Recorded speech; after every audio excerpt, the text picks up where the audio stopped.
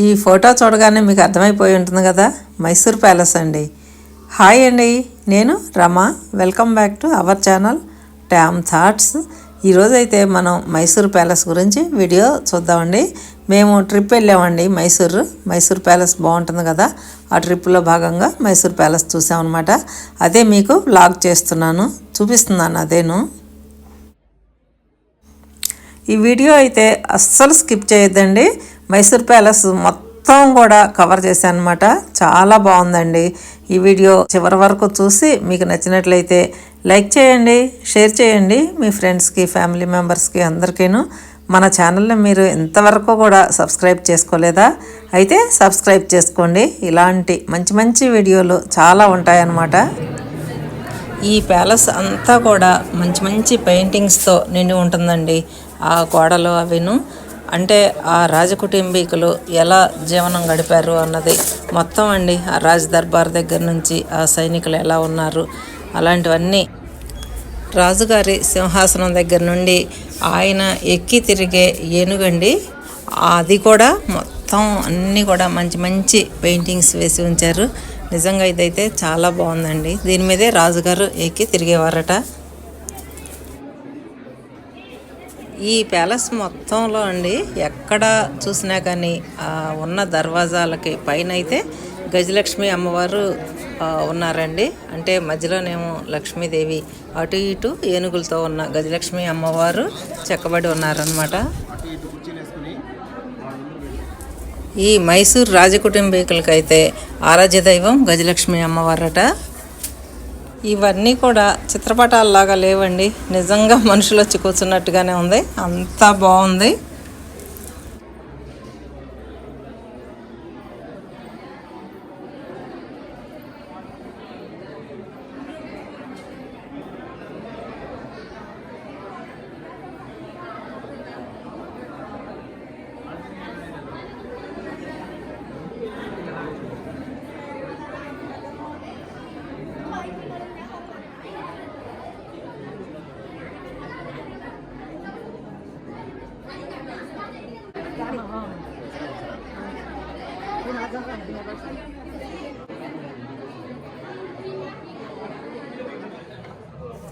ఇవన్నీ కూడా జ్యువెలరీ బాక్సులు అండి. మైసూర్ రాజవంశీకులు వాళ్ళ విలువైన ఆభరణాలు దాచుకునే జ్యువెలరీ బాక్సులు అనమాట ఇవి.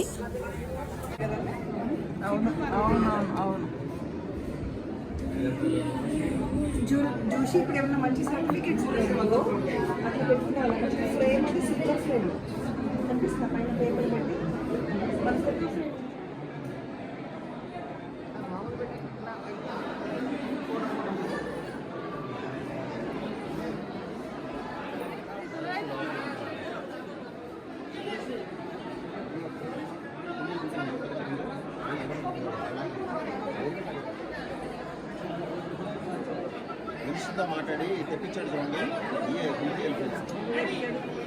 ఎలిఫెంట్స్ వచ్చినాయి.